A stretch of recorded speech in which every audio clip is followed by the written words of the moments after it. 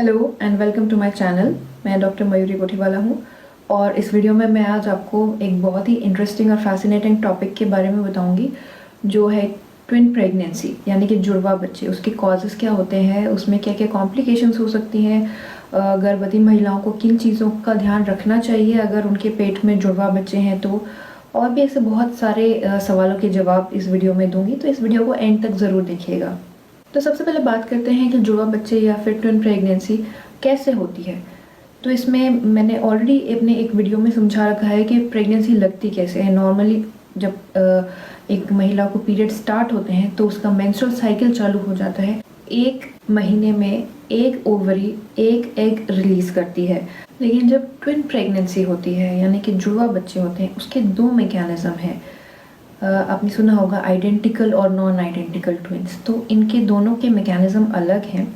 जब non identical twins बनते हैं यानी कि डाइजाइगोटिक ट्विंस भी इसको हम कहते हैं, इसमें एक टाइम पे दो एग्स डेवलप होते हैं महिला की बॉडी में, और जब हस्बैंड के स्पर्म्स से वो फर्टिलाइज होते हैं तो उस टाइम पे दोनों ही एग्स का फर्टिलाइजेशन होना ज़रूरी है।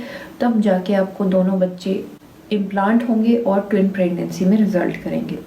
तो ऐसे जो दो अलग अलग एग्स से फर्टिलाइज होके बच्चे डेवलप होते हैं वो डाइजाइगोटिक ट्विंस होते हैं, या फिर नॉन आइडेंटिकल ट्विंस भी उनको कहते हैं, फ्रेटर्नल ट्विंस भी हम उनको कहते हैं।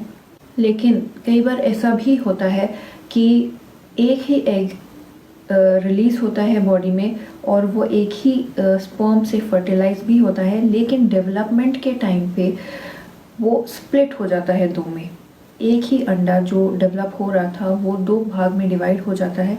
तो उससे भी ट्विन प्रेगनेंसीज लग सकती हैं, और जो बच्चे रिजल्ट करते हैं इस टाइप के फर्टिलाइजेशन के बाद वो आइडेंटिकल होते हैं, वो सिमिलर होते हैं, और उनको हम आइडेंटिकल ट्विंस या फिर मोनोजाइगोटिक ट्विंस भी कहते हैं। जो बच्चे एक ही एग से बने हैं यानी कि जो मोनोजाइगोटिक ट्विंस हैं वो हमेशा आइडेंटिकली होंगे। उनके जो सेक्स है वो सेम होगा। अगर एक मेल है तो दूसरा भी मेल होगा, और एक फीमेल है तो दूसरा भी फीमेल ही होगा। उसमें दोनों बच्चों के जो भी फीचर्स हैं, जो फिजिकल अपीयरेंस है, वो बिल्कुल एग्जैक्टली ट्रू कॉपी होते हैं एक दूसरे के। जबकि डाइजाइगोटिक ट्विंस जो हैं वो किसी भी जेंडर के, किसी भी सेक्स के हो सकते हैं। दोनों लड़के भी हो सकते हैं, दोनों लड़कियां भी हो सकती हैं, एक लड़का एक लड़की भी हो सकती है।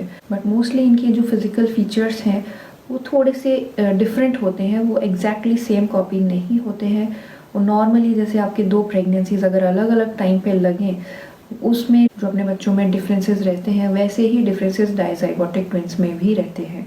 तो बात करते हैं कि ट्विन प्रेगनेंसी का या फिर जुड़वा बच्चों का होने का कारण क्या होता है। तो इसमें देखा गया है कि अगर आपकी एज ज़्यादा है यानी कि आप 35 साल के बाद प्रेग्नेंट होते हो तो कुछ चेंजेस की वजह से आपकी बॉडी में दो एग रिलीज़ होना लाजमी है।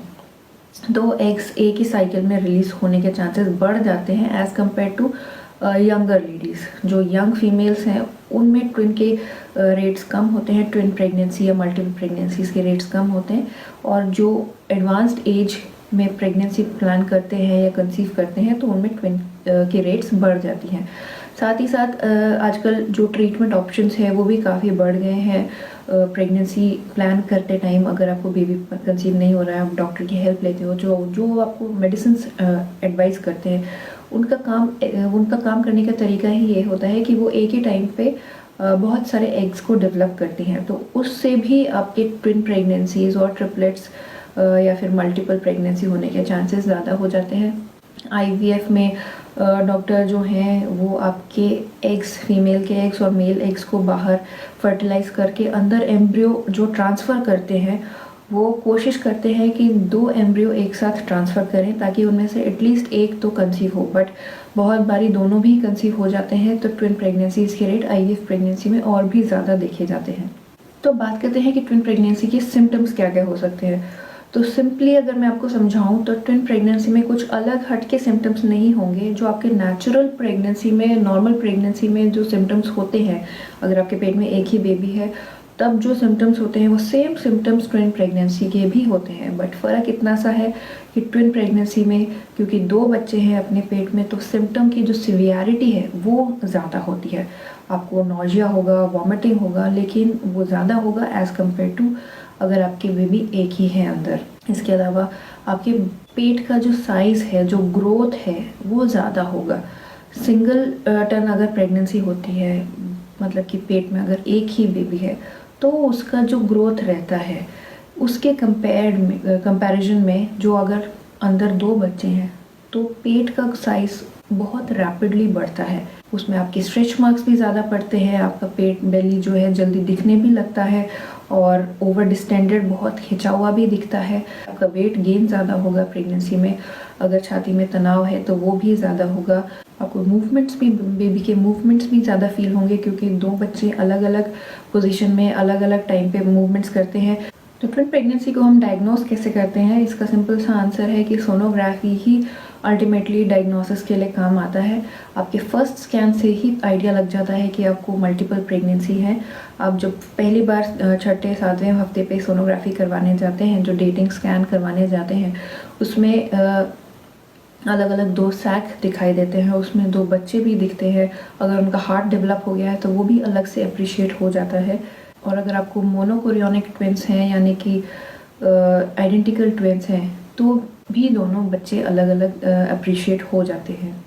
तो सोनोग्राफी और डेवलपमेंट के बेसिस पे ट्विन प्रेगनेंसीज़ को, जुड़वा बच्चों को ब्रॉडली 3 कैटेगरीज में डिवाइड किया जाता है। DADC यानी कि डाई एमनियोटिक डाइकोरियोनिक ट्विंस, जिसमें कि दोनों बच्चों का जो थैली है, जो सैक है, वो भी अलग है और जो अवलनाल है, जो प्लेसेंटा है, जो उनको सारा न्यूट्रिशन सप्लाई करती है, वो भी अलग है, डाई एमनियोटिक डाइकोरियोनिक। तो इस टाइप की प्रेगनेंसीज में कॉम्प्लिकेशन रेट सबसे कम होती है और ये बहुत इजीली 9th मंथ तक नॉर्मली प्रोग्रेस कर जाती हैं। तो अगली कैटेगरी है वो है कि मोनोकोरियोनिक डाई एमनियोटिक। जैसा कि आप नाम से समझ सकते हो, मोनोकोरियोनिक यानी कि एक प्लेसेंटा, सिंगल प्लेसेंटा 2 बेबीज़ को सप्लाई कर रहा है, और डाई एमनियोटिक मतलब कि दोनों बेबीज़ का जो थैली है वो अलग अलग है, सैक है वो अलग अलग है, सेपरेट है। तो क्योंकि एक ही प्लेसेंटा से दोनों बच्चों को सप्लाई मिल रही है, तो इसमें इस वाली टाइप की प्रेगनेंसी में थोड़ा सा कॉम्प्लिकेशन रेट बढ़ जाता है as compared to diamniotic dichorionic twins.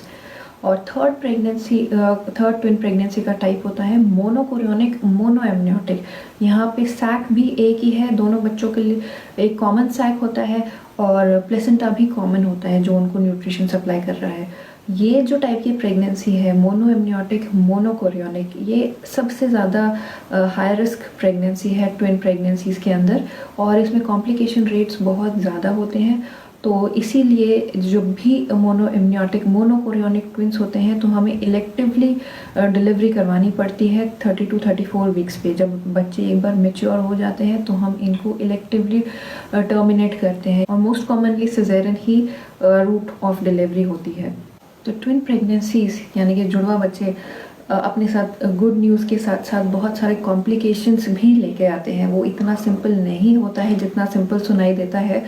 और जो महिलाएं हैं, जो गर्भवती महिलाएं हैं जिनके पेट में जुड़वा बच्चे हैं, वो हमारे लिए एक हाई रिस्क प्रेगनेंसी होती है। बहुत उनका ध्यान रखना पड़ता है, पूरे 9 महीने स्पेशल अटेंशन, स्पेशल केयर देना होता है, क्योंकि बहुत सारी कॉम्प्लिकेशंस हैं जो टाइम के साथ साथ डेवलप होती हैं उनके अंदर। तो उन चीज़ों की मॉनिटरिंग बहुत ज़रूरी है।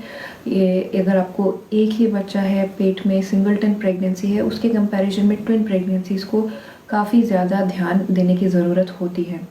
सबसे पहले अगर मैं बात करूं मदर में, तो उसमें जैसा कि मैंने आपको बताया कि सिम्टम्स बहुत ज़्यादा होते हैं। नॉजिया, वॉमिटिंग जो नॉर्मल प्रेगनेंसी के होते हैं वो जुड़वा बच्चों की माँओं में बहुत ज़्यादा होते हैं। कई बार उसके लिए उनको एडमिट भी होना पड़ता है हॉस्पिटल में। उसके अलावा जो बीपी की प्रॉब्लम है प्रेगनेंसी में, बीपी का बढ़ जाना, जेस्टेशनल हाइपरटेंशन, वो बहुत कॉमन है ट्विन प्रेगनेंसीज़ में as compared to singleton pregnancy. इसी तरह जो जेस्टेशनल डायबिटीज़ है, जब प्रेगनेंसी में शुगर डेवलप हो जाती है मदर्स को, उसको हम जेस्टेशनल डायबिटीज़ कहते हैं, वो भी ट्विन प्रेगनेंसीज़ में कॉमन है ओवर द सिंगलटन प्रेगनेंसी। इसी तरह बच्चे में भी काफ़ी सारी ग्रोथ प्रॉब्लम्स हो सकती हैं, उसको ग्रोथ रेस्ट्रिक्शन हो सकता है, कुछ कॉम्प्लिकेशन जैसे कि मैंने आपको ट्विन प्रेगनेंसीज़ के टाइप्स बताए थे, उसमें मोनो एमनियोटिक मोनोकोरियोनिक ट्विन्स बताए थे। अगर उस टाइप के ट्विन्स हैं तो उनमें बहुत ज़्यादा सर्वेलेंस चाहिए होता है, बार बार सोनोग्राफी मॉनिटरिंग चाहिए होती है उनकी ग्रोथ को देखने के लिए, क्योंकि उनमें कॉम्प्लिकेशन रेट बहुत ज़्यादा होते हैं। उसमें से कुछ नोन कॉम्प्लिकेशंस होते हैं जैसे कि TTTS, twin to twin transfusion syndrome. यहाँ पे एक बच्चे से ब्लड फ्लो चैनल्स बन जाते हैं दोनों के, क्योंकि प्लेसेंटा सेम ही है, तो एक बेबी से ब्लड निकल के दूसरे बेबी में जाता है, तो एक बच्चा तो बहुत ही वीक हो जाता है जबकि दूसरा बहुत हेवी हो जाता है, तो उसके हार्ट पे भी लोड पड़ने लगता है। ऐसे बहुत सारे कॉम्प्लिकेशंस हैं ट्विन प्रेगनेंसीज़ के साथ। मोस्ट कॉमन जो कॉम्प्लिकेशन बच्चे के लिए होता है वो तो प्री टर्म डिलीवरी, मतलब कि प्री टर्म 37 वीक्स से पहले ही महिला को दर्द चालू हो जाते हैं, जब बच्चा डेवलप भी नहीं होता है, मैच्योर नहीं होता है, तो उसके अलग ब्रंट्स बेबी को झेलने पड़ते हैं। साथ ही साथ बेबी की पोजीशन क्या है, उनका वेट क्या है, ये सब चीज़ें आपकी डिलीवरी को भी अफेक्ट करती है। आपकी डिलीवरी हो पाएगी, नहीं हो पाएगी, सिजेरियन करना पड़ेगा या कुछ और तरीका अपनाना पड़ेगा, वो सब डिपेंड करता है कि बच्चे का ग्रोथ कितना है, कौन से टाइम पीरियड पे आपको पेन स्टार्ट हो गए हैं, आपका वाटर बैग लीक तो नहीं हो गया है, वो सब चीज़ें होती हैं। तो ट्विन प्रेगनेंसी में वजाइनल डिलीवरी की सक्सेस रेट डिपेंड करती है मोस्टली ऑन पोजीशन, कि बच्चे की पोजीशन क्या है। अगर दोनों बच्चे सीधे हैं, सीधे मतलब कि दोनों के सर नीचे की तरफ है, तो सक्सेसफुल ज़्यादा रहती हैं ट्विन प्रेगनेंसीज़ में डिलीवरीज, वजाइनल डिलीवरीज।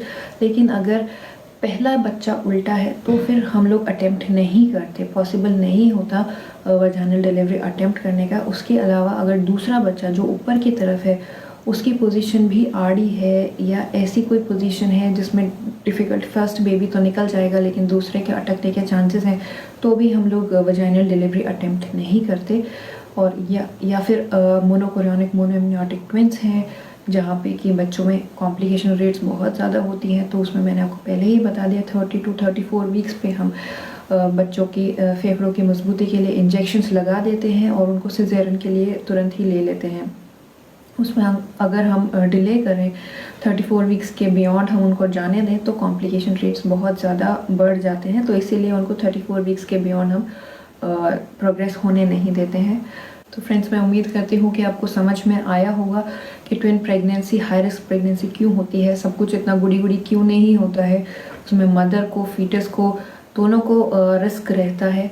तो इसीलिए अगर आपके घर में कोई जुड़वा बच्चे हैं, होने वाले हैं, मदर गर्भवती महिला हैं ऐसी जिनको जुड़वा बच्चे हैं अंदर, तो उनका प्रॉपर ध्यान रखिए और उनको सपोर्ट की ज़्यादा ज़रूरत रहती है। उनका टाइमली चेकअप करवाइए। अगर आपको डॉक्टर कोई एडवाइस देते हैं, कुछ कॉम्प्लिकेशन डिटेक्ट होती है, तो उनकी एडवाइस को आप समझिए अच्छी तरीके से और डिसीजन लीजिए टाइमली, और अननेसेसरी चीज़ों को कॉम्प्लिकेट नहीं होने दीजिए। तो अगर आपको हमारा ये वीडियो अच्छा लगा तो इसको लाइक और शेयर करना ना भूलिएगा और चैनल को सब्सक्राइब ज़रूर करिएगा। Thank you.